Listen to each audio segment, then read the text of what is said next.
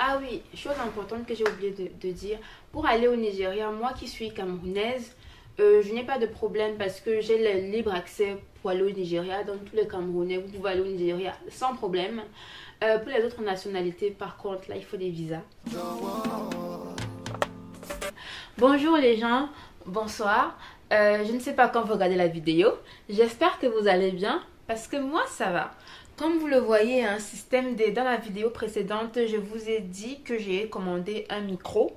On aura un son de meilleure qualité maintenant. Sauf que Ingrid n'a pas regardé si son micro était compatible avec sa caméra. Donc, elle se retrouve à faire ça.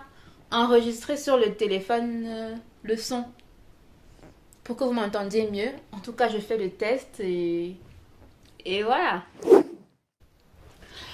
Donc vous l'avez vu dans le titre de la vidéo, aujourd'hui on va parler du Nigeria. C'est quelque chose qui m'a été beaucoup demandé par mes amis, surtout parce que eux l'ont vu dans mes stories sur Instagram. Comment tu as fait? Qu'est-ce qui s'est passé? Nigeria, waouh!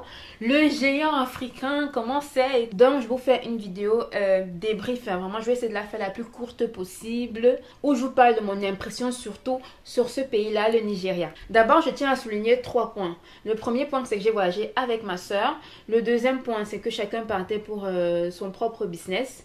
Et le troisième point, c'est que je vais parler de Lagos, parce que je n'ai fait que Lagos, donc ce que je vais dire, c'est le Nigeria, certes, mais Lagos. La vidéo va être abordée sous 3 points, sachant que le deuxième et le troisième point se ressemblent un petit peu, hein, mais bon, je voulais faire 3 points, donc j'ai fait 3 points. Le premier point, on va parler de l'environnement dans sa globalité.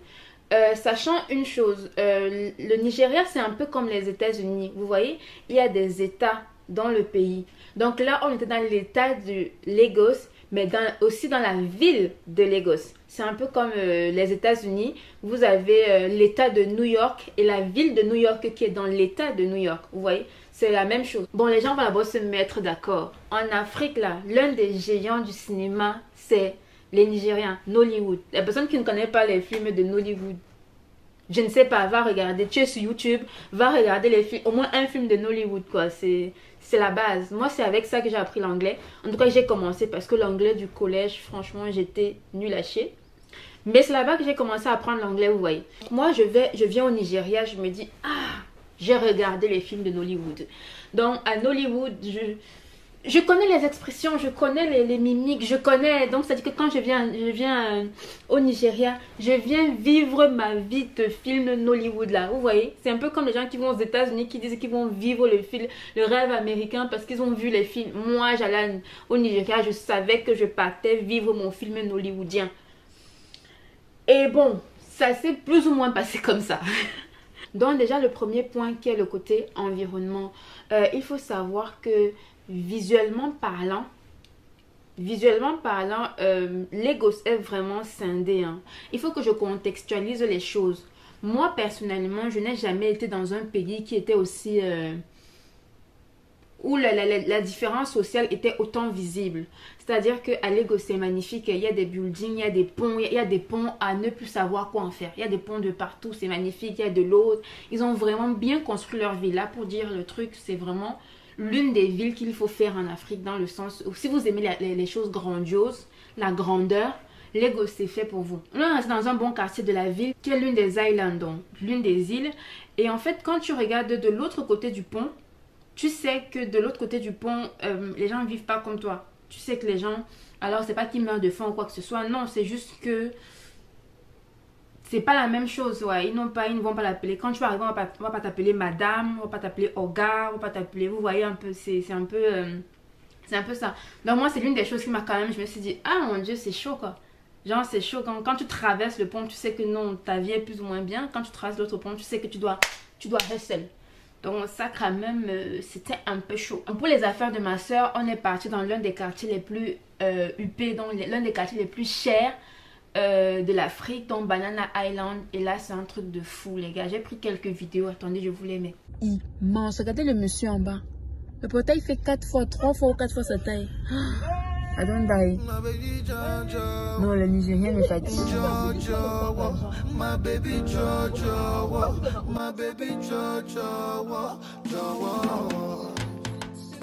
one time, Diddy goes about the two person wave on you. I never want to try lose you, try I'm no bunny. I know fit tire for you, but I like say I know do.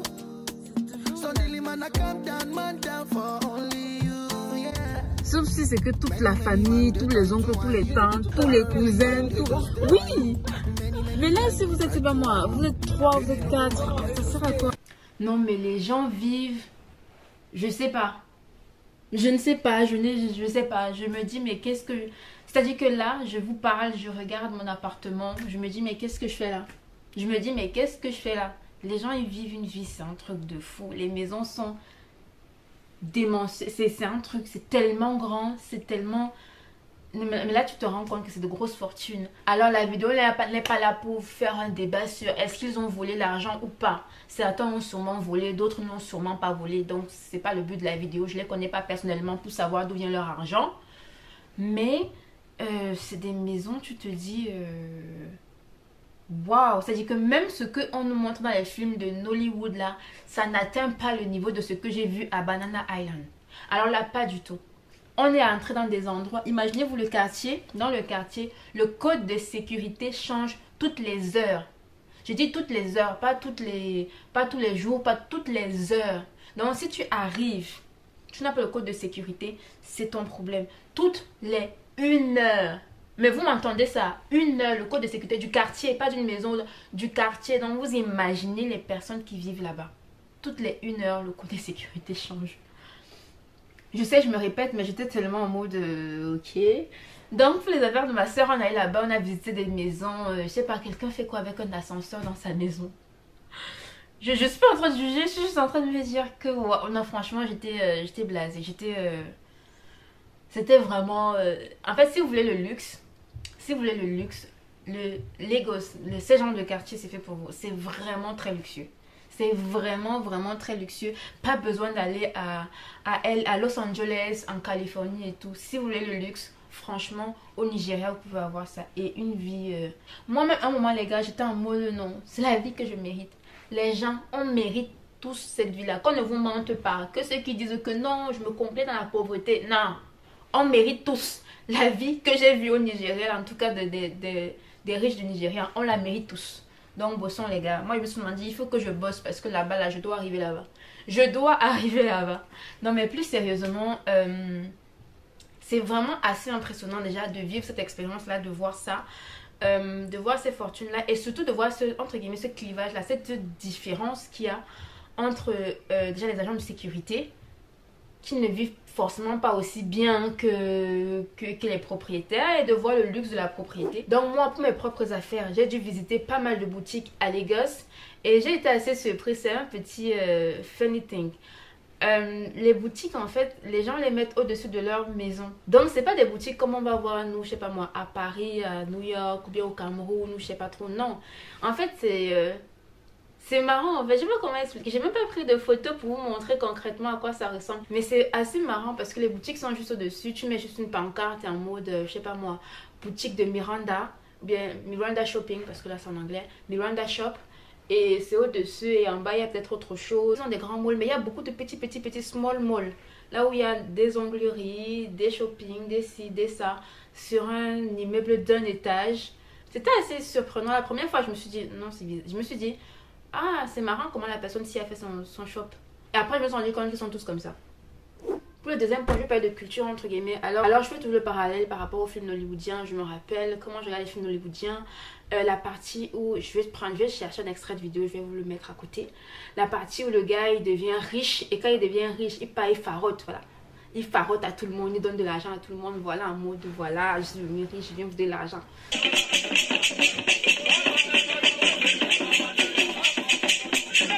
Dans le film, tu as l'impression que le gars il est riche à soi. En fait, au Nigeria, leur billet, le plus haut billet, c'est 1000 naira.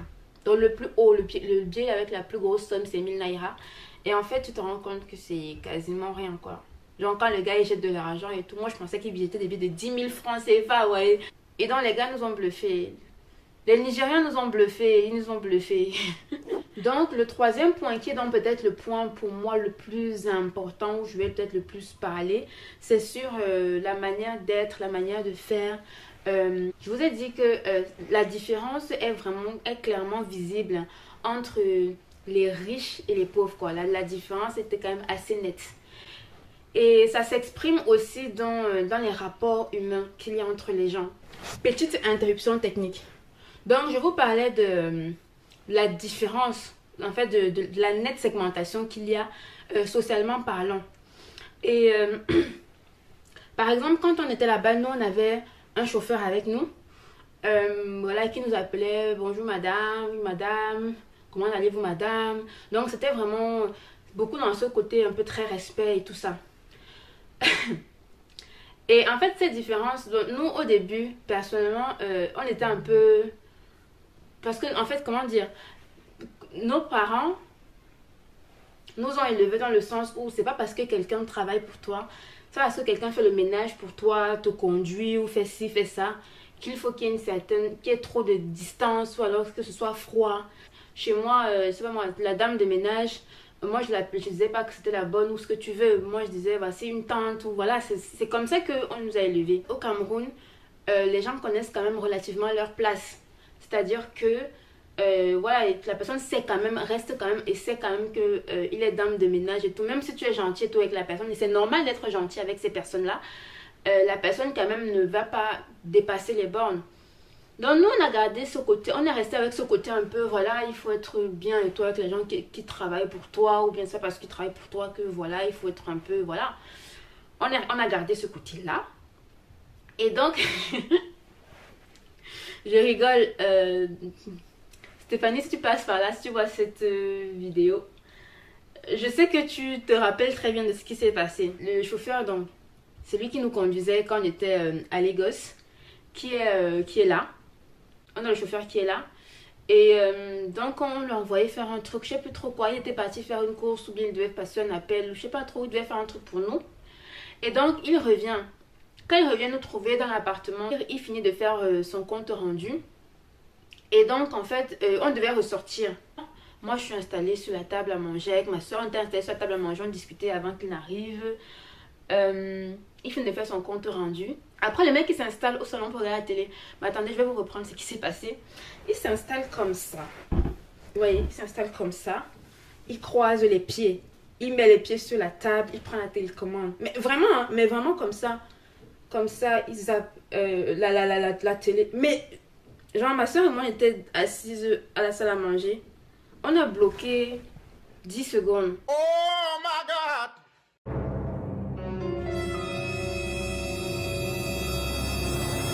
Sachant qu'avec lui, en plus, le côté humain, on n'a pas réussi à créer un vrai... Voilà, c'était pas comme si on avait créé un vrai contact avec lui. On n'arrivait pas, en fait, de sa personnalité, en fait, et la nôtre ne matchait pas. Alors, il était très gentil, très cool, tout ce que vous voulez, mais sa personnalité et la nôtre n'étaient pas... Et les nôtres n'étaient pas forcément sur la même longueur d'onde à chaque fois. Donc, le gars, il s'est assis comme ça. Donc, ma soeur et moi, on a bloqué 10 secondes. On s'est dit, mais il se passe quoi?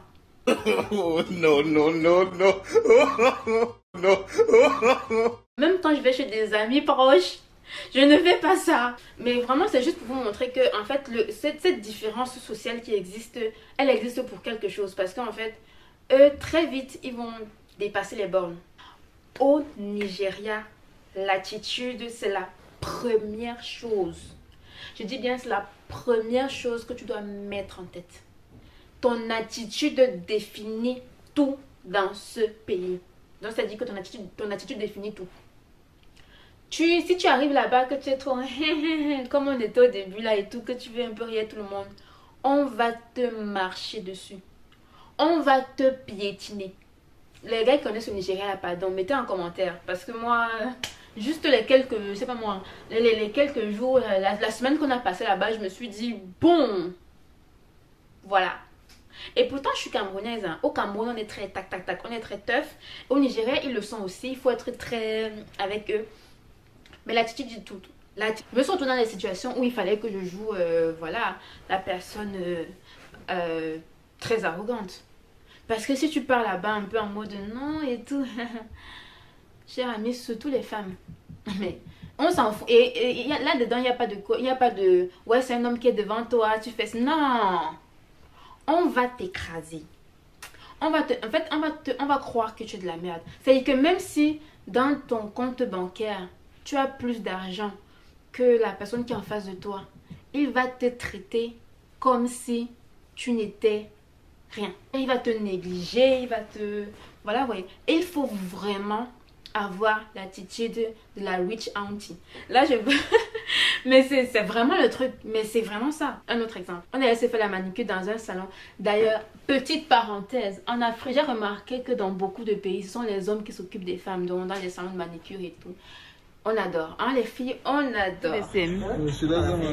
Ah, ok.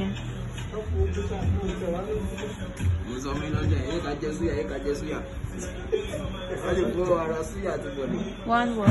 Hein, c'est paradis sur terre, les gars. 5 hommes s'occupent de moi. 5 hommes. On est arrivé, il y avait une dame qui était déjà là. Les gars, l'ambiance c'était cool et tout. Et il y a une dame qui arrivait juste après nous. De son accent, j'ai compris qu'elle venait de l'Angleterre. En fait, elle avait un accent vraiment très british. Et à un moment, les gars, ils étaient quand même beaucoup plus sur nous que sur elle. Donc, ils l'ont un peu... Elle est arrivée, mais ils l'ont un peu mise de côté. On l'a fait asseoir, mais on l'a un peu mise de côté. Mais il a fallu qu'elle gueule. Si elle ne gueulait pas, elle ne se faisait pas servir. Elle m'attendait un peu, pensait que je n'ai que ça à faire. Eh bien, elle a dû parler un peu avec autorité. En fait, c'est pas gueuler pour gueuler. C'est parler avec autorité. Être sûr de soi. Donc, même si tu bluffes, cher ami, même si tu bluffes, tu dois bluffer avec conviction. C'est-à-dire que moi, quand je marchais là-bas, je me prenais pour la fille directe de je ne sais pas quel grand homme, grand ministre de je ne sais pas trop quoi là. Donc si tu me posais la question, j'allais te dire que je suis directement liée à Obama. Tu vas me dire quoi? Donc moi, quand je marchais là-bas, parce qu'au début, c'était pas ça, mais c'est quand j'ai observé comment eux-mêmes ils se comportent que je me suis dit, ah Ingrid, c'est ça qu'il faut faire. Sinon, ben voilà, on ne te prend pas au sérieux.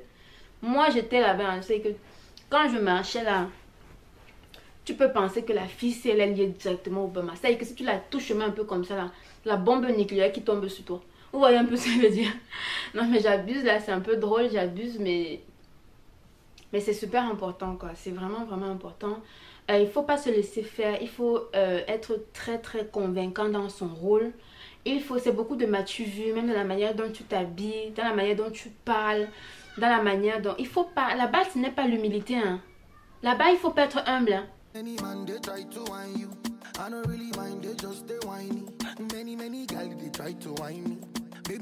Je suis désolée, la Macron a annoncé hier que les écoles étaient fermées. Du coup, j'ai les enfants de tous mes voisins qui sont là et pour filmer, ça devient un peu compliqué.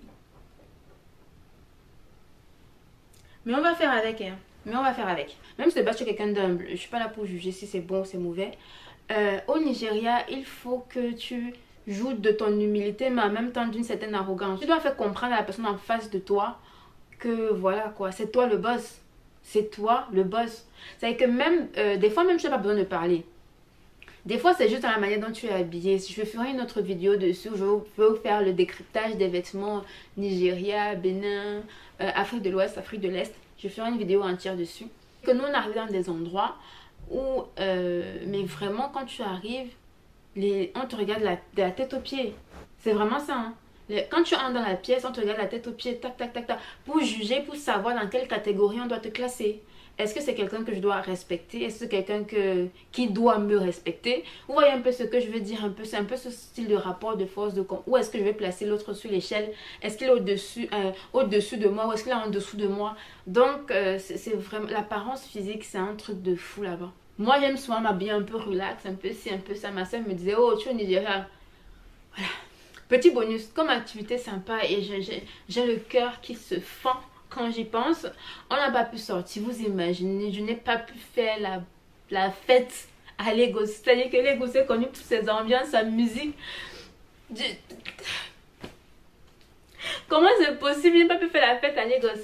Et en fait, parce que le climat politique à ce moment-là était c'était un peu tendu. Mais du coup, avec notre programme qui était relativement chargé, on a quand même pu faire une activité sympa que vous pouvez faire à Lagos. Je reviens sur le point attitude. Quand je suis descendue du bateau, les gens... Ah, j'ai dit attitude de rich auntie. Je vous assure, moi je vivais mon film hollywoodien. Moi, je l'ai vécu à fond. Je l'ai vécu de la manière dont je pouvais le vivre au maximum. C'est juste que je n'ai pas pu faire de mariage nigérien. C'est triste. Mais voilà. Ah oui, j'oubliais. En parlant de différences sociales, j'ai oublié de vous dire un truc. Lorsque vous échangez avec une personne, vous pouvez naturellement, facilement savoir, si vous parlez anglais, de quel niveau social la personne est. Donc, dans le cadre de mes activités, j'ai dû me rendre dans des milieux assez populeux, où donc du coup tu rencontres des personnes de la classe sociale assez basse. Et donc eux, quand tu échanges avec eux, ce n'est pas de l'anglais, c'est du pidgin. Et moi je parle pas vraiment pidgin ou broken English. Non, moi je parle pas vraiment du broken English, je parle de l'anglais. Donc là par exemple, quand tu échanges avec ces personnes là, les gens ils savent déjà de quel milieu social tu peux être. Du coup, quand un Nigérian échange avec toi, la manière dont tu parles, il ou elle sait d'ailleurs de quelle couche sociale il peut déjà te classer. Et le fait par exemple, quand tu échanges avec eux, de parler avec un accent british ou un accent américain, ça a des avantages. Après, si tu vas au marché et que tu vas discuter un article, ton accent américain, c'est pas gagné quoi. Ah oui, lorsqu'on visitait les quartiers, j'ai vu un palais. À savoir qu'au Nigeria, ils ont encore ce côté, voilà, il y a le roi, il y a la reine. Et...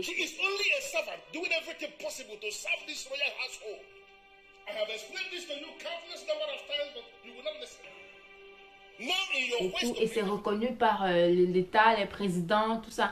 Et ils ont encore leur rôle. C'est-à-dire qu'à Lagos, par exemple, tu peux trouver 3, 4, 5 rois. Je n'ai pas demandé le nombre exact, mais il y a plusieurs rois dans Lagos.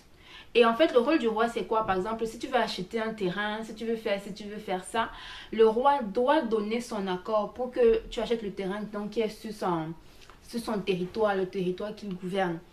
Et moi, je trouve ça trop cool. Je vous mets un extrait de vidéo de... On est passé devant le palais là, c'était trop... J'ai eu l'impression de retomber dans les films nigériens que je regarde. Vous savez, j'adore les palais. Donc, j'ai pas pu visiter celui-là. Mais la prochaine fois, oui, j'essaierai. Les gars, j'ai commencé trop tard. Mais voici le palais du roi. Le roi de Victoria. C'est vraiment beau. Hein. Can go. Ouais, on est en plein Lagos. Hein. On est à Victoria Island. C'est l'un des grands quartiers de Lagos Island en tout cas. Et voilà, c'est trop beau. Il y a les sirènes et tout dessus. C'est pourquoi les sirènes, les coris. Tu vois un peu le truc. On arrive au terme de la vidéo. J'espère qu'elle vous a plu. J'espère que vous avez appris des choses. J'espère que ça vous a donné envie d'aller au Nigeria, de faire votre propre expérience du Nigeria. Parce que moi, vraiment, j'ai démystifié beaucoup de choses que je vois dans les clips nigériens, dans les films. Et j'ai appris plein de choses. Donc n'hésitez pas à me dire si vous êtes déjà allé au Nigeria, si vous comptez aller au Nigeria. Si la vidéo vous a plu, un like ça fait plaisir, vous partagez ça fait énormément plaisir, vous abonnez ça fait encore plus plaisir et je vous dis à la semaine prochaine.